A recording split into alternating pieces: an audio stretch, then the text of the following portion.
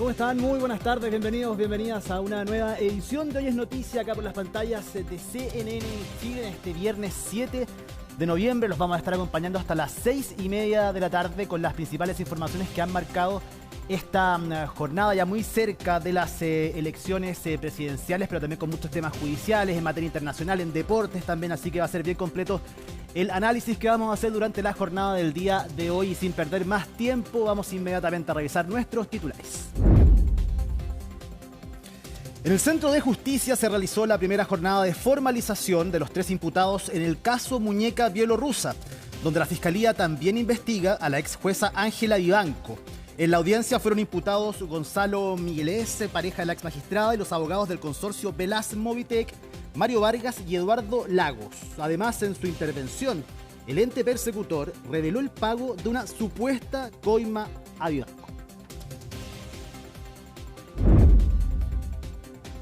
Y una manipulación del miedo o un reflejo del temor que sienten los chilenos. Así reaccionaron los abanderados presidenciales tras la decisión de José Antonio Kast de aparecer ante sus adherentes detrás de un vidrio supuestamente blindado.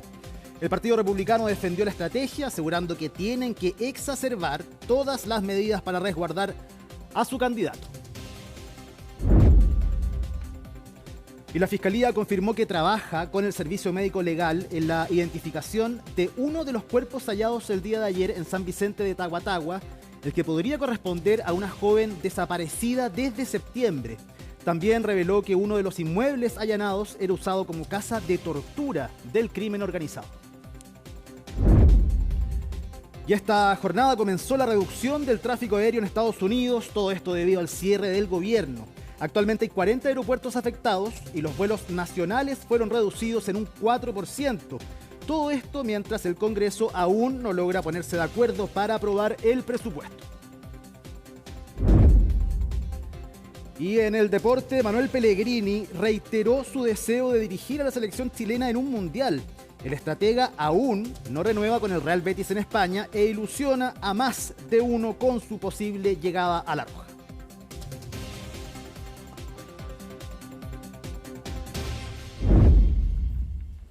Ya vamos a comenzar, estamos junto a Miguel Ángel Araya, quien ha estado siguiendo paso a paso cada una de estas tramas, de los capítulos, de las nuevas elementos que se han sumado a la investigación, a las formalizaciones también del caso denominado Muñeca Bielorrusia. ¿Cómo estás, Miguel Ángel? Y cuéntanos qué pasó el día de hoy, porque hay novedades también. Sí, muy buenas tardes, Ivo. Un gusto en saludarte a ti y a quienes nos ven a esta hora. Tú lo decías, hay novedades. La primera audiencia, la primera jornada de formalización en contra de estos 3 imputados. Es cierto, se investigan más personas, entre ellas la ex ministra de la Corte Suprema, Ángela Vivanco, pero durante esta jornada, o al menos en este tramo, están siendo formalizadas 3 personas. Su pareja, Gonzalo Migueles, es pareja de la ex ministra Vivanco, y además 2 abogados. Mario Vargas y también Eduardo Lagos. Ellos son los 2 y 3 imputados, si sumamos a Migueles, que están siendo formalizados durante esta jornada. Ya terminó la audiencia del día de hoy, continuará el día de mañana, pero lo cierto es que durante esta jornada hemos conocido nuevos antecedentes, nuevos detalles que entrega la Fiscalía de los Lagos en torno a estas, podríamos decir, articulaciones que se fueron generando para finalmente beneficiar desde la Corte Suprema, desde la tercera sala de la Corte Suprema, que era integrada por la ex ministra Vivanco, a esta empresa, un consorcio chileno-bielorruso, Velas Movitec, donde había una impugnación judicial entre Codelco, la minera estatal, y esta empresa, que termina finalmente perjudicando a Codelco por un pago de 17.000 millones de pesos. Y que a través de esos dineros se les habrían después también pagado a los abogados, y ese dinero traspasado, se supone, en lo que dice esta investigación, a Ángela Vivanco y a su pareja. Sé que nos va a contar de eso, pero se conoció acerca de un nuevo pago del que no se tenían antecedentes. Esto es completamente nuevo, se suma efectivamente al trabajo realizado por la Fiscalía. Exactamente, son en total, según lo que hemos podido conocer esta jornada, 3 pagos de coima, 3 instancias distintas en las que tanto Vivanco como Migueles reciben cifras de dinero y bastante considerables. La primera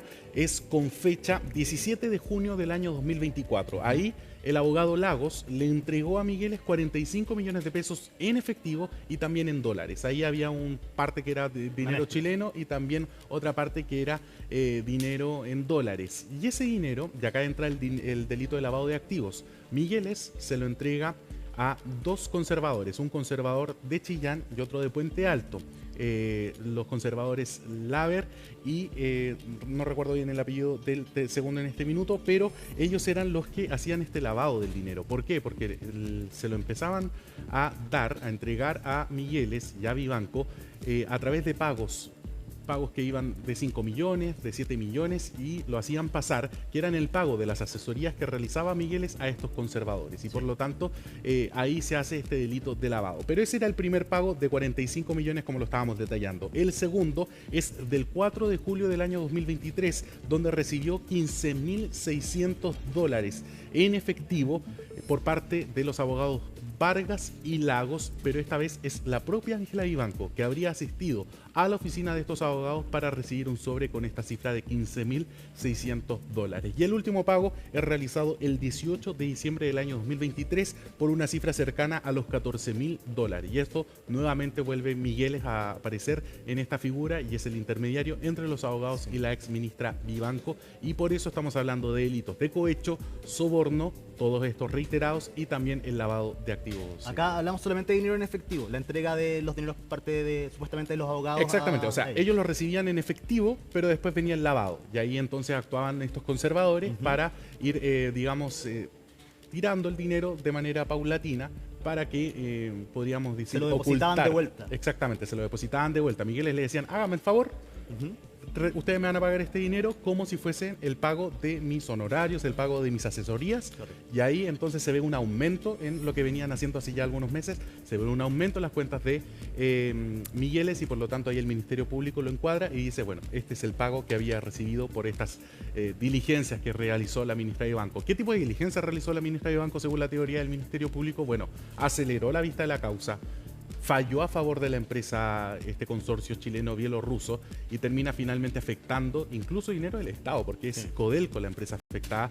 que termina desembolsando cerca de 17 mil millones de pesos por toda esta impugnación judicial que se provocó entre ambas empresas. De hecho, otro detalle, y este podría ser el más sabroso de la jornada, conocimos una escucha telefónica a uno de estos conservadores, el conservador de apellido Javer, que conversa con un tercero, que de momento no está en calidad de imputado, pero tiene una conversación con él. ¿Cuándo se da esta llamada?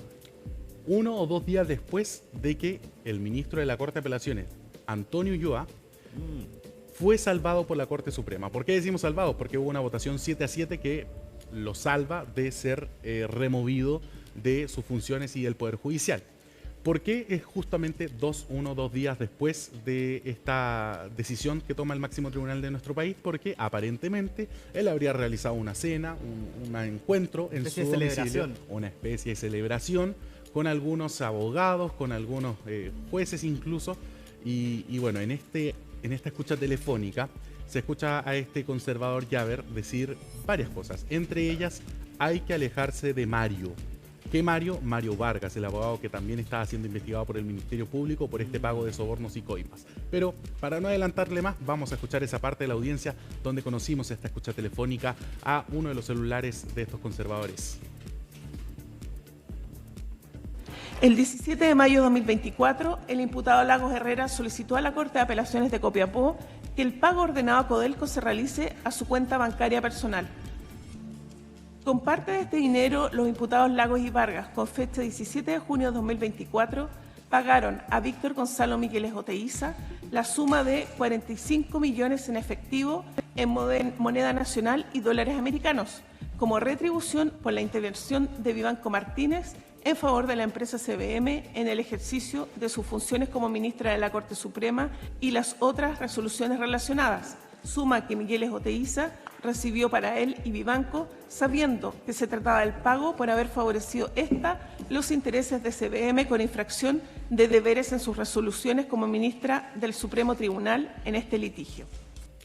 Ya sí, ahí escuchábamos a la fiscal regional de Los Lagos, Gloria Bitberg, quien se refiere a los hechos, en particular el detalle de cada uno de los hechos y con este pago de 3 coimas finalmente a Migueles y a Vivanco, que sumarían cerca de 70 millones de pesos. Ahí uno tiene que hacer la conversión de los dólares a cuánto estaban en aquel entonces, 2023, 2024 estamos hablando más o menos, pero bueno, lo que se suma más o menos son 70 millones de pesos que habría recibido la pareja, Vivanco y Migueles, por hacer estas, podríamos decir, diligencias judiciales, fallar a favor, porque incluso lo decía el Ministerio Público, acá es notable que hay una diferencia en cómo fallaban cuando no estaba Vivanco, porque incluso en uno de los recursos que llegó a la Corte Suprema sin la presencia de Vivanco en la sala, terminó fallando en contra de la empresa bielorrusa.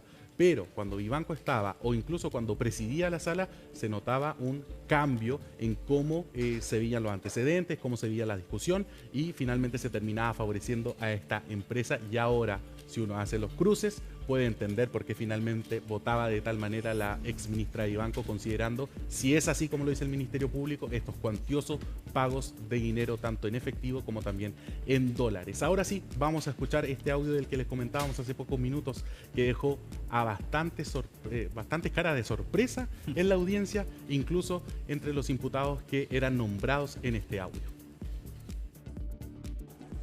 Hoy día hay que alejarse de Mario. ¿Hay que alejarse? Sí. Ah, ¿por qué? Porque ese hueón está siendo investigado a cagarse con todas las cuentas, ¿no? Ese hueón le ha pasado 1 o 2 palitos de dólares a la Ángela por el tema del consorcio Movitec. Ah, chupaya. Entonces, Hay que mantenerlo lejitos. no, yo prefiero no juntarme, no. No, para nada, lo quiero harto, weón, pero ya con esta weá, son los 7, hay una lista con 7 investigados, pues, weón, los 4 abogados de esa oficina, Gonzalo, la Ángela y no sé quién escucha más.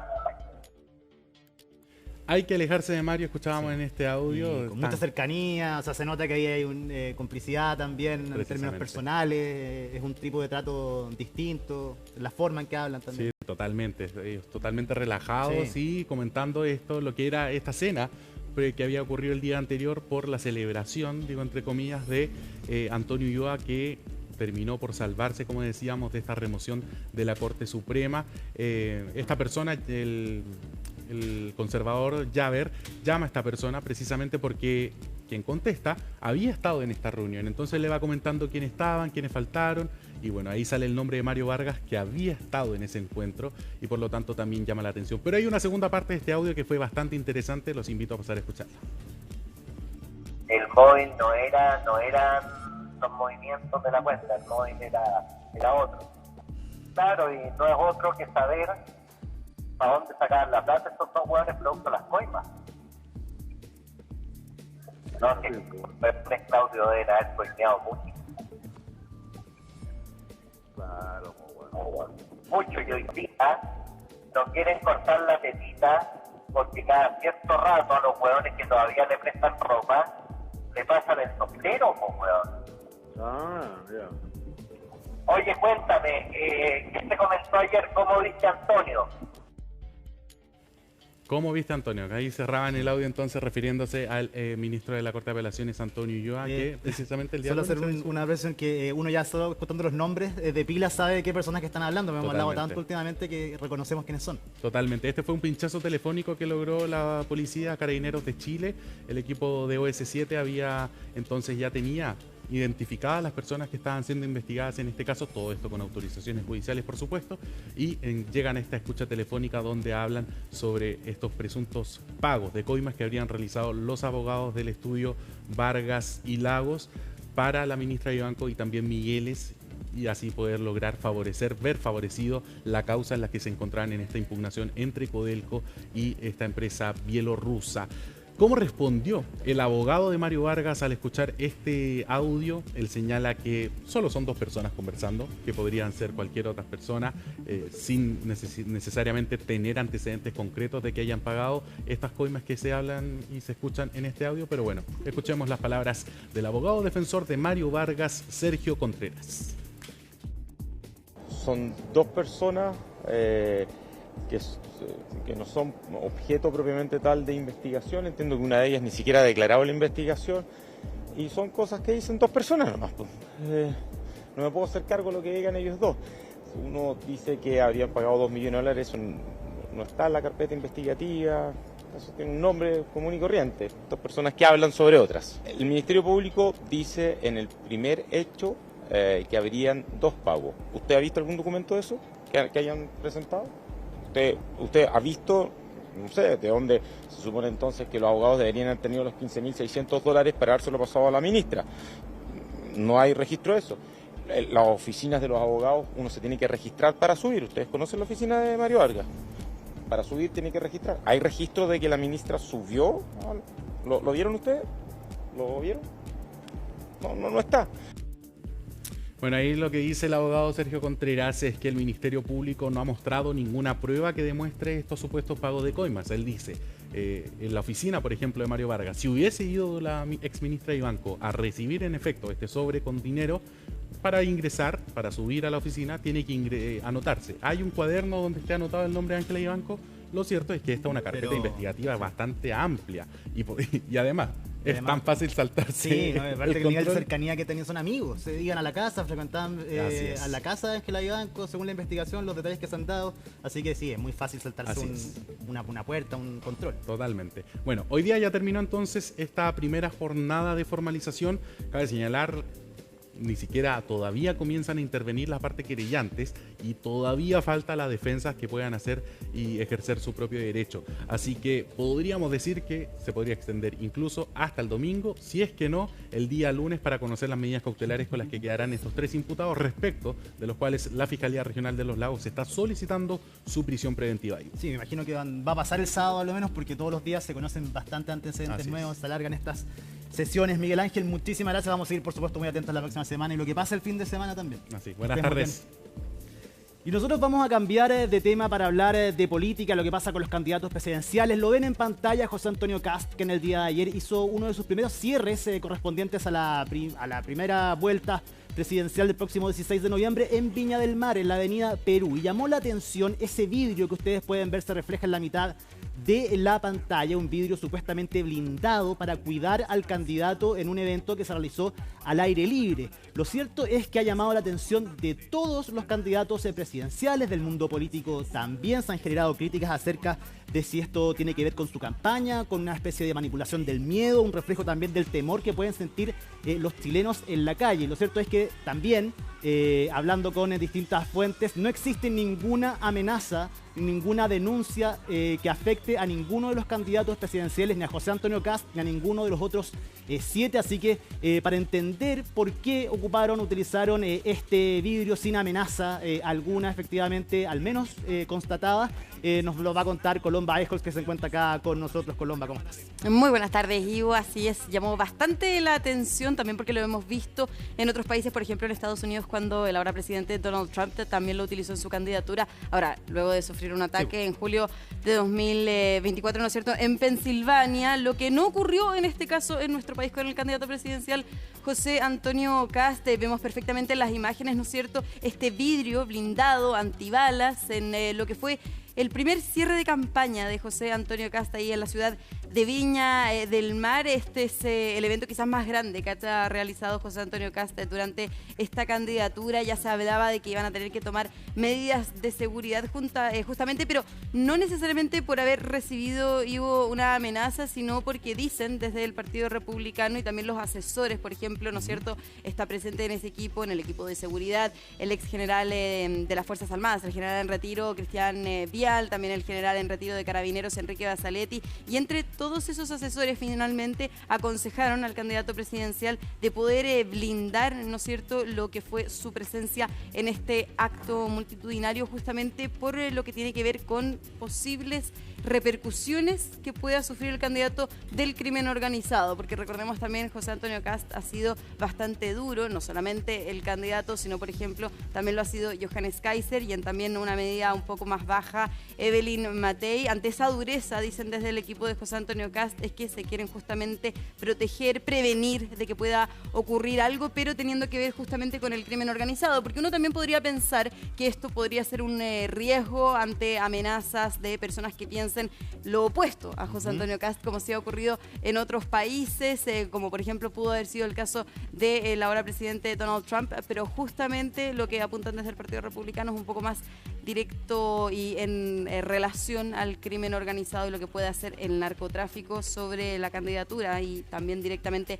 al candidato presidencial José Antonio Kast. Ejemplifican, por ejemplo, con casos que han ocurrido en México, en Colombia, donde sí está instalado el crimen organizado. Y es por eso que no solamente se utiliza en esa candidatura un vidrio blindado, sino también, por ejemplo, para hacer los trayectos, digo, desde región a región, desde el aeropuerto. El candidato presidencial utiliza chaleco antibala. Parisi también apareció también Sí. los últimos días con un chaleco antibala. Pero llama la atención porque todos los candidatos presidenciales hablan en contra del crimen organizado. Más allá de las propuestas específicas, no hay ninguno que esté a favor de que el crimen organizado esté en nuestro país. Todos podrían decir que necesitan el mismo tipo de protección, y es por eso la importancia de lo que se ha dicho el día de hoy, el debate de qué tan performático sea esto o qué tanto utilidad en verdad tenga. Chile es un país en el que no ha sufrido nunca, al menos en estos tipos de eventos, candidaturas presidenciales, un hecho así. De ese tipo. Efectivamente, pero, por ejemplo, para ejemplificar lo duro del discurso de José Antonio Kast en materia de seguridad, que como tú dices, no es el único que tiene este discurso, de hecho ya la seguridad es un tema transversal en todas las candidaturas, dicen desde su equipo es el único que quizás tiene la fuerza para poder concretar esas propuestas, y también obviamente están viendo lo que fueron las encuestas previo a la veda de los sondeos, un candidato que obviamente también tiene bastantes posibilidades de poder ser electo presidente de la República, al igual que, por ejemplo, Janet Jara, más abajo Johannes Kaiser y Evelyn Matei. Pero vamos a ejemplificar uno de los momentos sobre la dureza en el discurso de José Antonio Kast. Esto no es nuevo, esto lo hace en cada punto de prensa, ya sea más privado o más amplio, como el que vimos ayer en Viña del Mar, pero que tiene que ver, por ejemplo, en este caso, con la migración irregular. Ya en más de una ocasión se ha criticado la propuesta del candidato de enviar, ¿no es cierto?, a las personas que estén hoy día irregulares en nuestro país, que ellos se compren su pasaje y se devuelvan a su país o se vayan fuera del territorio nacional. Así que vamos a pasar a ver justamente esa parte del discurso para ejemplificar la magnitud de las propuestas del candidato presidencial en materia de seguridad. Y luego también vamos a pasar a revisar, Ivo, la explicación que entregó el Partido Republicano. Hoy también salió a dar explicaciones o declaraciones el presidente de ese partido, el también candidato al Senado, Arturo Esquella. Así que pasemos a revisar justamente el primer momento del discurso de José Antonio Kast y luego también las explicaciones que entregaron por ese vidrio blindado. Le vamos a exigir a esas 300.000 personas que entraron de manera irregular y que no han regularizado sus documentos que dejen nuestra patria. Que dejen nuestra patria. Y les quedan 126 días. 126 días para que libremente dejen nuestra patria. Porque después van a tener que abandonar, siempre con respeto, porque nosotros les estamos dando un aviso respetuoso. Les decimos, ustedes entraron por la ventana, ustedes están infringiendo las normas de Chile, no vuelvan a hacerlo. Si quieren algún día volver a Chile, salgan por la puerta, para que vuelvan a entrar por la puerta. Pero si no, no van a volver nunca más a Chile. Y si no se van antes, se van a ir con lo opuesto. Va a ser duro, va a ser difícil, pero lo vamos a hacer. Cuestionar la medida de seguridad que se adoptan respecto de una persona que ha declarado que va a perseguir y erradicar el crimen organizado en Chile, evidentemente habla de personas que no saben a quién tenemos al frente. Tenemos que exacerbar y tomar todas las medidas que sean necesarias, evidentemente siguiendo paso a paso las instrucciones del equipo de seguridad, apuntando a resguardar la integridad de la persona que eventualmente pueda ser el próximo presidente de Chile. Bueno, y también para resguardar justamente la integridad del candidato presidencial, es que cuando se inscribieron las candidaturas, todos los candidatos también tuvieron mayor protección, personas que los acompañan en todos estos despliegues territoriales. Janet Jara y José Antonio Kast sí tenían dos escoltas, dos personas que justamente resguardan la seguridad de sus personas, valga la redundancia, sobre también las candidaturas y en los despliegues que realizan. Pero una vez que también se inscribieron estas candidaturas, todos los abanderados reciben este tipo de acompañamiento para para que no les ocurra nada en estos encuentros ya tan masivos, porque también, Ivo, hay que considerar, la próxima semana van a estar los candidatos desplegados, ya por ejemplo los vemos en regiones. Hoy la mayoría de los abanderados de hecho está en diferentes regiones de nuestro país, ya la próxima semana son los cierres de campaña y hemos visto también las diferentes medidas de seguridad que han tomado todos los equipos de esos comandos en base también a eventos de este tipo, tan masivos. Me surgen dudas, efectivamente, bueno, cada candidato puede realmente tomar la decisión que quiera en cuanto a cómo cuida su seguridad, la de su equipo también, pero me imagino que acá hay un desde de José Antonio Kast, o sea, no me imagino que en otro acto masivo, al aire libre, o incluso en una eventualidad de que él sea el próximo presidente de la República, me imagino que esto va a ser el desde para cuidar su seguridad, o lo habrá hecho solo en esta ocasión en particular. Esa es una muy buena pregunta que también le hice al comando del candidato presidencial por lo mismo, porque también habían críticas desde el oficialismo y de la candidatura independiente de, por ejemplo, Marco Enríquez Ominami, que decía, si es que esa va a ser la dinámica como candidato, ¿qué podemos esperar si es presidente? Efectivamente, también vemos al presidente Gabriel Boric desplegarse, caminar incluso también por el barrio de Yungay sin mayores medidas de seguridad, por lo menos de ese tipo. Y lo que dicen desde el comando de José Antonio Kast es que efectivamente si él se convierte en presidente, este es el desde. O posiblemente lo vamos a ver en actos públicos con un vidrio blindado. Y eso porque justamente dicen la amenaza principal o lo que quiere combatir José Antonio Kast con mayor énfasis, recordemos el programa, ¿no es cierto?, del plan de emergencia, un plan de gobierno de emergencia, va justamente en esa línea, en combatir al crimen organizado y como decíamos, Ivo, si bien es una propuesta de todos los candidatos, es la única propuesta de José Antonio Kast, el plan de emergencia, ¿no es cierto?, que tiene que ver con la seguridad, la economía y también el desarrollo social de nuestro país. Decía que hubo también críticas o por lo menos reacciones. Obviamente también llama la atención para el mismo público que estaba en Viña del Mar. Es algo llamativo ver a un candidato tras un vidrio blindado y es por eso que también los candidatos presidenciales, Marco Enríquez Ominami, también la candidata del oficialismo y la democracia cristiana, Janet Jara, se refirieron sobre esta medida, que también fue un consejo, no de Carabineros, eso también es importante decirlo, las propias autoridades lo mencionaban, esto fue ya más un consejo de sus asesores ya provenientes exactamente del propio equipo. Así que pasemos a revisar los comentarios que hubo también desde otras candidaturas. Si uno quiere ser presidente del país, tiene que ser capaz de salir libremente a las calles. Hay gente que a uno le quiere, otra gente que piensa distinto, pero en general son todos bien respetuosos. Y yo no le tengo miedo a los chilenos, así que no voy a andar escondida detrás de una cápsula como lo hace Kast. Creo que es una candidatura que promueve el miedo, manipula el miedo. En su franja utiliza una mujer que pierde un hijo, manipula el miedo, el otro usa un chaleco antibala, propone minas antipersonales, el otro propone indultar violadores y este ahora nos ofrece producir miedo. Y creo que en Chile hay miedo, pero no manipulen el miedo los chilenos. Sí, yo creo que son pésimos alumnos de Trump. Son pésimos alumnos, son un grupo de candidatos que caminan desinhibidos producto de la incompetencia de este gobierno y se permiten todo, y hay que confrontarlos.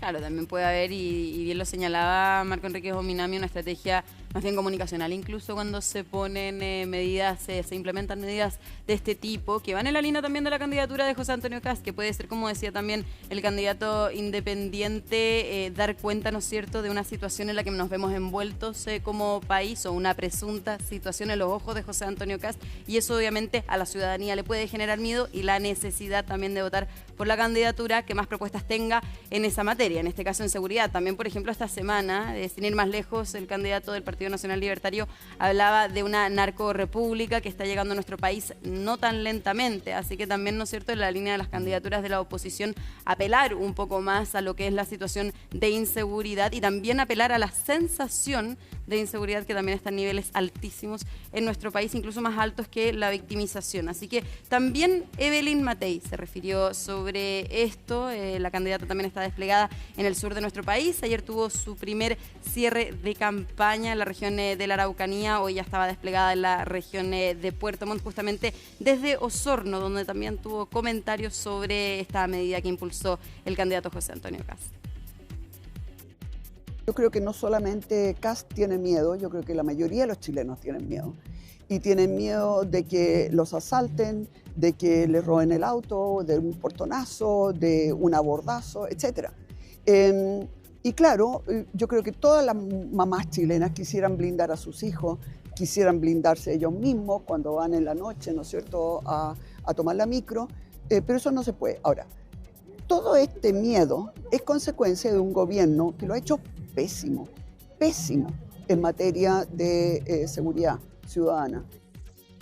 Bueno, gobierno que también salió a responder sobre esta polémica más temprano. Esta mañana nos acompañó junto a Sebastián Aguirre en CNN Chile Radio la ministra vocera de gobierno Camila Vallejo, entre otras cosas de contingencia, justamente abordó lo que se vio ayer en el cierre de campaña de José Antonio Kast. Y como también decía Evelyn Matei, antes de pasar a escuchar a la ministra Vallejo, el ministro de Justicia, Jaime Gajardo, también decía durante esta jornada en la tercera que ni siquiera autoridades como los ministros de Estado e incluso el propio presidente tiene tanta protección como la tuvo ayer el candidato José Antonio Kast, haciendo también ahí la diferencia sobre las medidas que, por ejemplo, se toman en el gobierno respecto a las autoridades de nuestro país y de un candidato presidencial que aún no llega a la moneda. Hacía también esa diferencia el ministro de Justicia, así que también pasemos a revisar cuál fue la respuesta que entregó el gobierno en voz aquí en nuestro canal de la ministra vocera Camila Vallejo.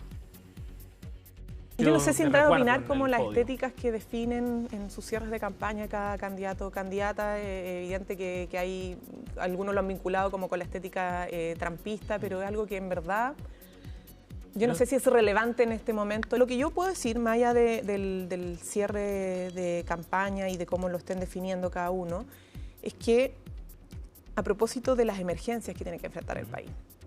Yo quiero recordar que cuando nosotros llegamos al gobierno había una emergencia en la macrozona sur. O sea, la violencia rural estaba desatada. Emergencia teníamos en las fronteras cuando llegamos. Las fronteras estaban desprotegidas. O sea, cuando se habla de gobierno de emergencia, nos tocó a nosotros en los primeros años ser un gobierno de emergencia y enfrentar todas estas crisis que estaban desatadas. También hacía la comparativa, ¿no es cierto?, de lo que le tocó al actual gobierno cuando llegaron sobre la situación de inseguridad, en una entrevista también interesante de escuchar por diversas posturas que también toma la ministra vocera Camila Vallejo, sobre todo con el tema de seguridad, también la migración en nuestro país, que lo atribuye un poco más al gobierno anterior. Hay que estar atentos de todas maneras a cuáles van a ser las medidas de seguridad, si es que algún candidato también se va a sumar a esta política o medida que impulsó ayer el candidato José Antonio Kast. De todas maneras, el candidato va a tener ese mismo vidrio blindado la próxima semana, cuando el jueves estará, el jueves 13, si no me equivoco, cuando cierran las campañas, va a estar también el candidato presidencial en Concepción, en la región del Biobío, donde va a utilizar también esa medida de seguridad, y previo a eso también va a hacer su cierre de campaña aquí en Santiago, justamente en el Movistar Arena, donde también se están tomando todas las medidas, pero como es un espacio cerrado, quizás no necesariamente sea necesario ese vidrio blindado. Pero vamos a ver los exteriores, ¿cuáles? Porque hay que filtrar a la gente, esto eran entradas que tenían que ser canjeadas en una página, así que me imagino que también va a haber un sistema de seguridad muy grande por afuera. Y vamos a ver el efecto que tiene esto también a solo días del último debate antes de la elección presidencial. El día lunes, el debate Anatel, donde todos los canales de la televisión abierta se unen para poder mostrarles a la ciudadanía, efectivamente, a menos de una semana, las distintas alternativas y los candidatos. Y me imagino que este va a ser uno de los temas por los cuales se le va a sacar el pizarrón al candidato del Partido Republicano y del Partido Social Cristiano, José Antonio Kast. Muchísimas gracias, Colomba, que esté muy bien. Buenas tardes.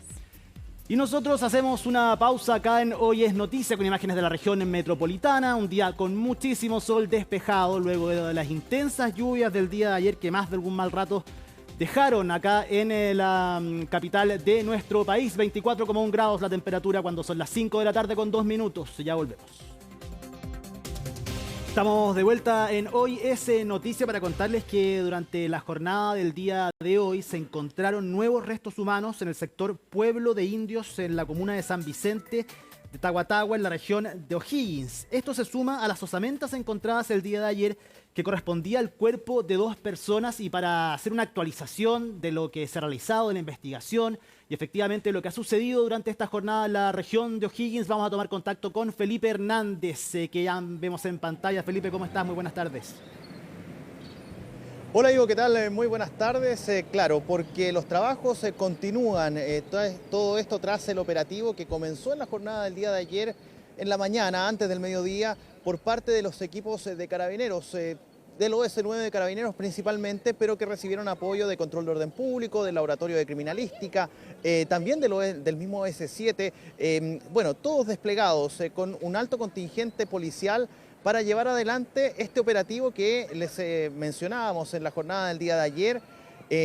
Tenía que ver con órdenes de entrada y registro a 10 domicilios, todo esto por una investigación que se origina en el marco del combate contra el microtráfico de drogas. Bueno, aquí había una organización que aparentemente tenía todo a su haber para poder cubrirse justamente en materia de seguridad y también poder comercializar la droga. Lo cierto es que tras realizar estos operativos de entrada y registro, de estos allanamientos, bueno, la investigación llevó a los funcionarios policiales a extender un poco más estas labores investigativas y llegan hasta las laderas de un cerro que está ubicado a unos metros tan solo de los lugares donde comenzaron a allanar o donde estaban destinados las labores de allanamiento de entrada y registro, las órdenes de entrada y registro a estos 10 domicilios. El punto es que siguiéndolos mediante dron a sujetos que huían o corrían más bien, bueno, se cercioran que efectivamente ahí es un lugar de interés investigativo y comienzan a hacer un seguimiento. Esto hizo que se llegara hasta un punto de este cerro de difícil acceso y donde existía alta concentración de vegetación, arbustos principalmente, y también basura. Al momento de despejar un poco esta situación, este lugar, se encuentran con una especie de foso tipo letrina y es ahí donde comienzan a hacer excavaciones. Bueno, es en ese lugar donde se encuentra un cuerpo que estaba en condiciones de quemado y también maniatado de pies y manos. Así se encontró el primer cuerpo, pero el punto es que horas más tarde, en la jornada del día de ayer, se encontraron osamentas. Estamos hablando de otro cuerpo, de un cuerpo que aparentemente habría sido desmembrado. Y eso, con esa información se cerró la jornada, con los 9 detenidos, estos 2 venezolanos, 7 chilenos, entre ellos 4 que serían de interés.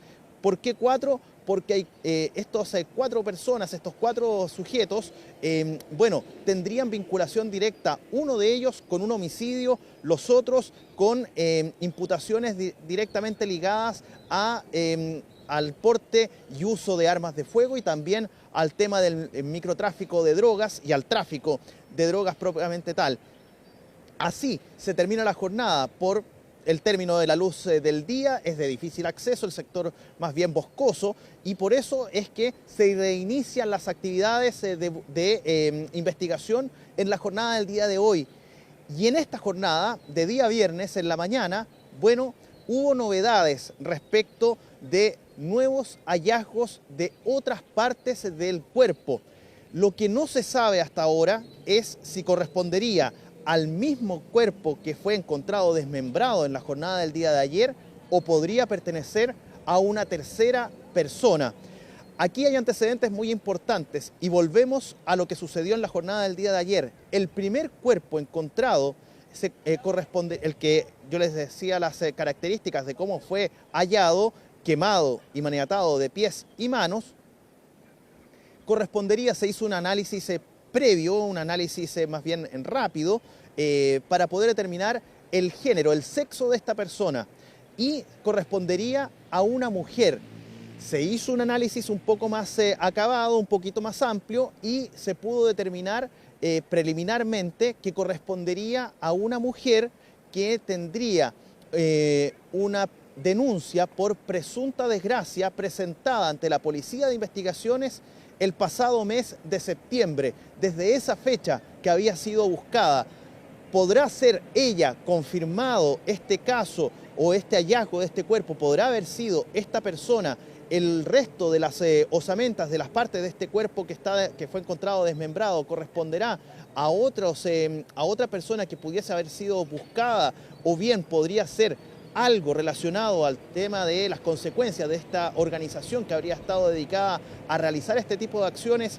Parte de lo que fue consultado al fiscal jefe de la Fiscalía Regional de O'Higgins, Aquiles Cubillos, a quien vamos a pasar a escuchar a continuación.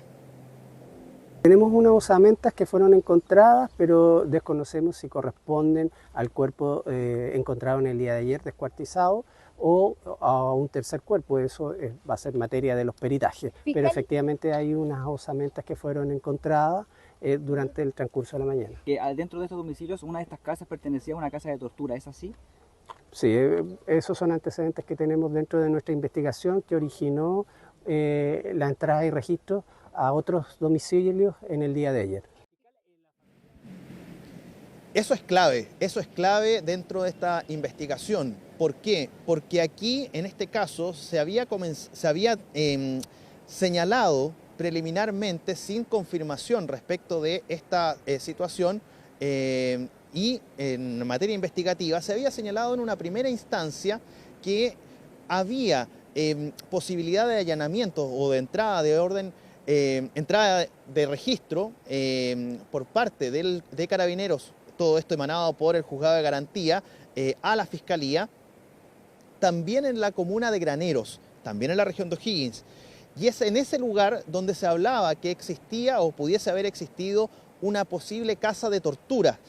Lo cierto es que esa opción, esa situación quedó descartada en la jornada del día de ayer. Todo quedó centrado en San Vicente de Tahuatahua, pero nuevamente llegó esa teoría, esa posibilidad de que una de las 10 casas que fueron allanadas en la jornada del día de ayer pueda tratarse de una casa utilizada para realizar torturas, para usarla como un lugar para hacer tormentos a víctimas. Y por eso es que se ha ido extendiendo esta investigación a otras labores.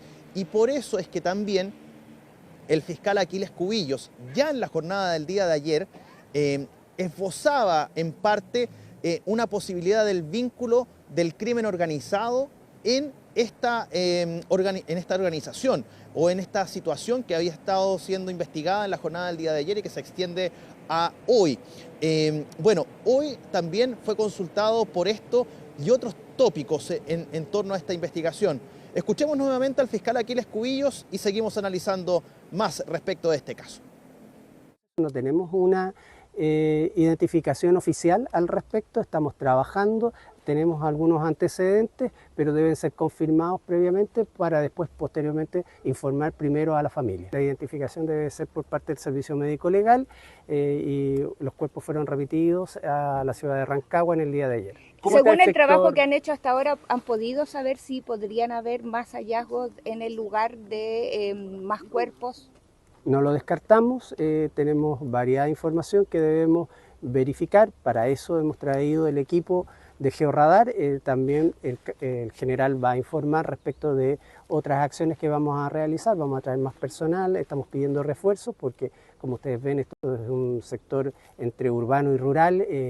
Tenemos un cerro aquí en las inmediaciones y por tanto es bastante amplio y debemos rastrearlo por completo.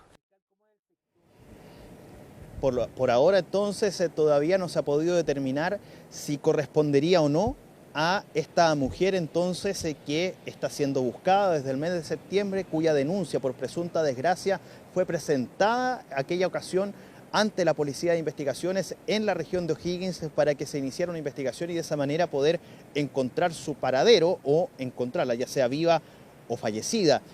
Lo cierto es que por ahora esa identificación falta por realizar y ya se está trabajando para poder entonces determinar de quién se trata. Hasta ahora lo que se sabe es que sería de sexo femenino el cuerpo encontrado, calcinado y también en condición de maniatado, de manos y también en los pies habrían sido encontradas en estas condiciones fue encontrado este cuerpo. Los otros restos que fueron encontrados, bueno, todavía tampoco han podido ser determinados si correspondería todas las partes que fueron encontradas, tanto ayer como las de hoy, a la misma persona o podrían ser 2 personas o tal vez más.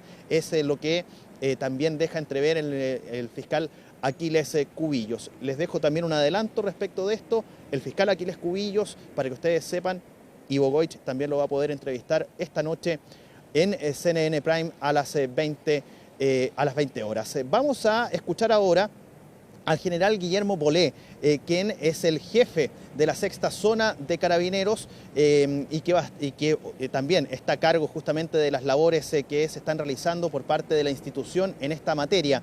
Revisemos justamente lo que señalaba el general Bolé esta mañana tras la primera vocería que se realizó hoy en la segunda jornada de investigación que se está realizando ahí en la zona de Pueblo de Indios en la comuna de San Vicente de Tahuatahua. Hoy día han llegado nuevos equipos, Georradar de Santiago, apoyo de Santiago para continuar con las pericias y el levantamiento en el terreno, como ustedes lo pueden ver. Es un terreno agreste, con mucho arboleo, basura, lo cual ya se ha peinado, se ha rastrillado todo el lugar para poder enfrentarlo de mejor forma y poder encontrar las evidencias necesarias para poder esclarecer el hecho. La información de que Carabineros dispone es que efectivamente hay varias fosas, otras que han aportado testigos, pero todo eso se está investigando, se está planificando, se está trabajando en cuadrícula con los equipos especializados que están y que han seguido llegando desde Santiago. Va a llegar más apoyo de la Escuela de Suboficiales para poder peinar de mejor forma el sector y poder entregar la tranquilidad necesaria para poder esclarecer este hecho tan macabro que nos tiene la región. Trabajos que continúan, por un lado, en San Vicente de Tahuatahua, por otra situación en la ciudad de Rancagua, incluso ya han llegado algunos familiares de aquella persona que está siendo buscada, de esta mujer que fue denunciada su desgracia. En este caso se hizo esta presunta denuncia por presunta desgracia a las dependencias de la Fiscalía Regional de O'Higgins, esto en la ciudad de Rancagua, en pleno centro rancagüino. ¿Para qué? Para poder obtener información respecto del cuerpo hallado en estas diligencias que está desarrollando entonces Carabineros en conjunto con la Fiscalía, con el Ministerio Público, y por ahora no se tiene mayor novedad. Se está esperando esa diligencia clave, esa pericia clave que es la identificación de esta persona que fue encontrado, tal como yo les mencionaba, en condición de calcinado y maniatado de pies y manos. Vamos a seguir muy al tanto de esta investigación porque los trabajos continúan, pero vamos a cambiar de tema. Esto es, la verdad, llamativo, por decirlo de alguna manera. Pongan atención a lo que vamos a leer y a lo que ustedes van a poder observar en pantalla. Esto es un comunicado que fue emanado por Gendarmería de Chile y reza lo siguiente. La Dirección Regional Metropolitana de Gendarmería de Chile informa que, como resultado de un procedimiento de registro y allanamiento preventivo realizado en horas de la madrugada del día de hoy, personal del Centro de Detención Preventiva Santiago 1 logró la incautación de un teléfono celular al interior de una celda, donde habitan 3 internos imputados, uno de ellos investigado por un reciente caso de connotación pública. Y aquí nos queremos detener. ¿Por qué? Porque este caso de connotación pública, al que se hace referencia este comunicado, y del cual hay un imputado, un sujeto que está cumpliendo prisión preventiva, se refiere al denominado caso de la Reina, el hecho que reportábamos como en un principio un presunto doble parricidio con posterior suicidio y que esta semana tuvo un vuelco total donde el psicólogo de 59 años de nacionalidad chilena, Jorge Iván Ugalde Parragués, fue detenido el pasado día lunes como el presunto autor del crimen en contra de su cuñado, Eduardo Cruz Coque, y de sus 2 sobrinos de 17 años, esta pareja de mellizos que fueron asesinados al interior de su casa en la comuna de La Reina. Bueno, él es uno de los 3 sujetos que estaban en esta celda y que tenían a su haber un teléfono celular y además un chip que les permitía, entre otras cosas, poder realizar llamadas.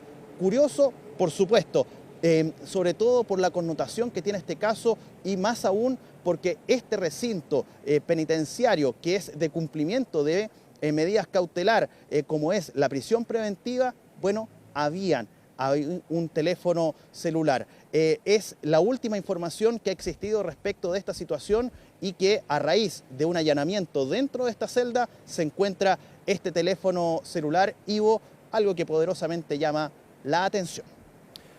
Felipe Hernández, muchísimas gracias y también por la promoción que hiciste el día. Vamos a conversar con el fiscal Aquiles Cubillos en CNN Prime acerca de este y otros temas, Felipe, así que muchísimas gracias, que estés muy bien. Igualmente, chau, chau. Estamos de vuelta en Hoy es Noticia y nos vamos a trasladar hasta el sur de nuestro país, hasta la región de la Araucanía, donde esta madrugada de viernes se registró un doble atentado incendiario. Ahí podemos ver las imágenes y que nos va a contar acerca de lo que sucedió y la investigación. También es Catalina Sánchez, con quien tomamos contacto ahora. Cata, ¿cómo estás? Buenas tardes. ¿Qué tal? ¿Cómo estás, Ivo? Muy buenas tardes. Claro, un doble atentado fue lo que ocurrió durante esta madrugada en la región de la Araucanía. Esta vez el hecho tuvo lugar en la comuna de Vilcún, en dos sectores específicamente. Y bueno, genera evidentemente preocupación porque se quemó una casa patronal, galpón, bodegas. Al interior, además de estas estructuras, habían, por ejemplo, semillas, alimentos también, todo reducido a cenizas por la acción de terceras personas. ¿Por qué decimos terceras personas? Bueno, evidentemente hay una investigación en curso por parte de la Fiscalía, también con las policías, en específico con la BOCAR y OS9 de Carabineros, pero en ambos lugares, que están separados por aproximadamente 10 kilómetros, según informó la Fiscalía, se dejaron lienzos alusivos o exigiendo más bien la libertad de los denominados presos políticos mapuche. Respecto a este punto en específico, la Fiscalía respondió y señaló que se trata de personas que algunas ya habían sido condenadas y otras lo fueron hace poco por delitos muy graves, como por ejemplo homicidio de las policías, tanto de la PDI como también de personal de Carabineros. Otro delito es el hallazgo de un arsenal de armamento de guerra, así que hay varios delitos ahí muy graves por lo demás que señalaba el fiscal Alberto Chifel en torno a la denominación de presos políticos mapuche. Esto ocurrió en la comuna de Vilcún aproximadamente a las 3 de la madrugada con 10 minutos y llama mucho la atención.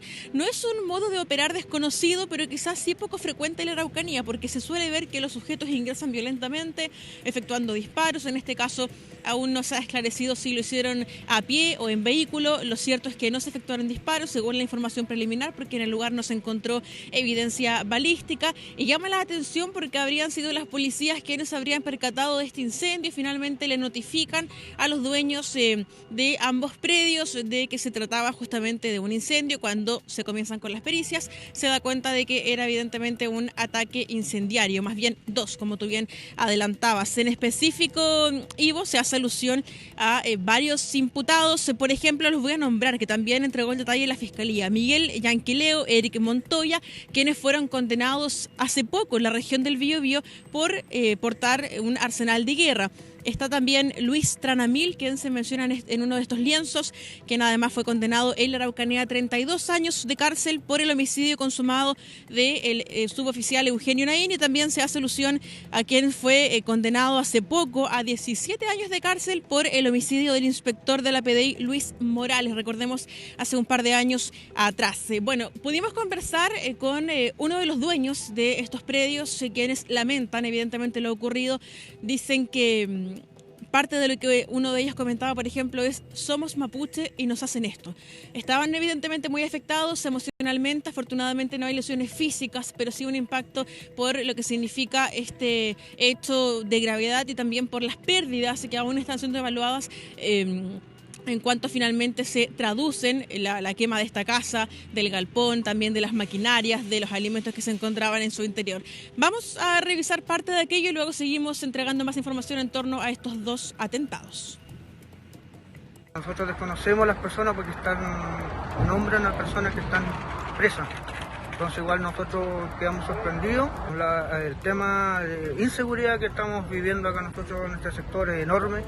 Bueno, se refleja a nivel nacional lo que está pasando, pero acá ya esto es mucho, porque aquí nosotros estamos dentro de una comunidad indígena viviendo, tenemos nuestro hogar, nuestra pequeña empresa, y que haya sucedido esto, de verdad, es muy doloroso, es muy penoso también. A mí me sorprende mucho que no esté presente acá la autoridad, que venga a ver en terreno, en situ, el tema que estamos pasando. A mí me sorprende.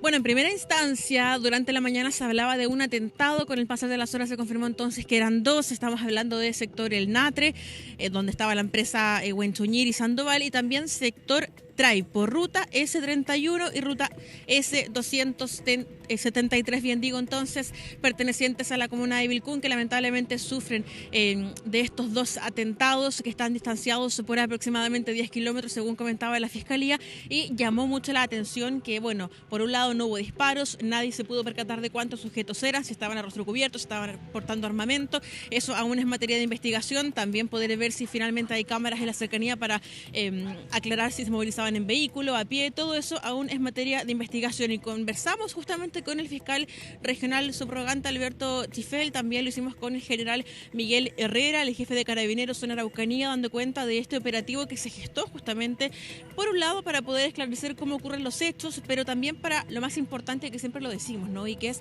finalmente lograr dar con el paradero de estos sujetos que se dan a la fuga rápidamente y que aún están siendo buscados intensamente por la policía. Tenemos impresiones entonces, tanto de la Fiscalía como de Carabineros. Vamos a revisar aquellas declaraciones.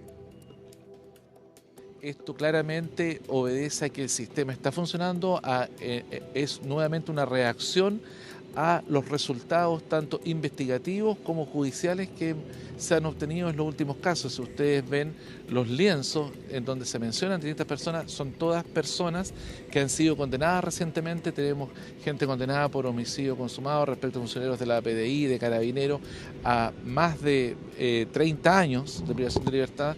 Tenemos gente condenada esta semana, recién en los inicios de esta semana, en el Biobío, a 24 años también, prácticamente tenían un arsenal de guerra. Entonces el llamado o los llamados que hacen, que se trata de presos políticos, en definitiva son personas que han cometido delitos y delitos gravísimos.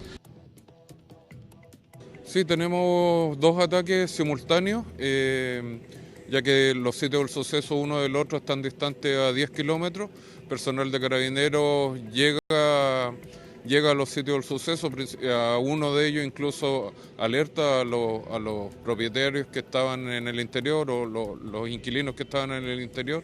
No tenemos de momento los móviles que habrían participado. Sabemos que no hubo disparos, no hemos encontrado evidencia balística en los sitios del suceso y es una metodología o una forma que hace tiempo que no se veía. No es desconocida para la zona, hemos tenido atentados así que llegan en forma sigilosa. Claro, ahí lo decía el general, no es un actuar desconocido, pero quizás menos frecuente de lo que se suele ver en la Araucanía, porque sujetos suelen actuar de forma muy violenta, es decir, efectuando disparos. En este caso, afortunadamente, Ivo, no hay personas lesionadas físicamente, pero evidentemente con un gran impacto emocional respecto de lo que aconteció durante esta madrugada, ¿no? Y hablando más aún de un doble atentado, dos predios distanciados por aproximadamente 10 kilómetros. El general también entregaba información preliminar porque recordemos que hay una investigación en curso. Hasta durante la mañana, aproximadamente a las 12 del día, se reportó que no había evidencia balística. Bueno, finalmente eso aún está en desarrollo por pericias por parte de la Bocar y también de personal del OS9. ¿Qué pasa con las querellas? ¿Qué pasa con las acciones que pudieran interponer, por ejemplo, el gobierno? Bueno, el día de hoy está el subsecretario de Seguridad Pública de visita en la Araucanía, sostuvo diferentes reuniones. Una de ellas fue justamente inaugurar la nueva oficina, ¿no?, de la Seguridad Pública en la Araucanía. Dio un punto de prensa junto al Seremi Israel Campuzano, dando cuenta entonces de la evaluación que están realizando. Él comentó, es muy reciente, estamos evaluando qué acciones podríamos tomar. Están también evaluando, por ejemplo, si podrían interponer la ley antiterrorista. Él comentaba, la hemos utilizado en varias ocasiones también, pero finalmente tenemos que ver las características de este hecho y si reúne las condiciones para poder interponerla. Así que comentaba él que eso aún no es materia de investigación, pero sí está en evaluación desde el área jurídica. Así que por lo menos por ahora no se anunció la querella, aunque él dijo posiblemente sí nos vamos a querellar, pero estamos viendo finalmente cuáles son las características de estos dos atentados ocurridos en la región de Araucanía, en la comuna de Vilcún. Vamos a revisar aquellas impresiones también. Estamos evaluando, los hechos son de hoy día en la madrugada, estamos evaluando, pero esa es una evaluación que nosotros realizamos con bastante rapidez, por lo tanto dentro de en los próximos días vamos a determinar no solo si nos querellamos, que es lo más probable que nos querellemos, sino que por las características de los hechos, si nos vamos a querellar o no por la ley antiterrorista. Son dos hechos distintos que tienen distintas características y por lo mismo lo estamos analizando en forma separada, pero también evaluando la evaluación es conjunta, pero la evaluación es separada, son dos hechos que son distintos. Claro, ahí lo comentaba entonces, son dos hechos, estamos aún en evaluación en torno a lo que ocurrió finalmente, si el gobierno se creía o no por esta nueva ley antiterrorista, eso también lo están todavía viendo desde el ámbito jurídico, pero él comentaba también entonces es muy probable, ¿no?, que nos querellemos justamente por las características de lo ocurrido, también por la afectación tanto material como también emocional en estas personas que dicen no entender finalmente por qué los atacan y por qué finalmente queman sus cosas también, dejando, reitero y cierro con esto, Ivo, una casa patronal, un galpón, bodegas, maquinarias, alimentación también, así que evidentemente que genera bastante preocupación en materia de seguridad.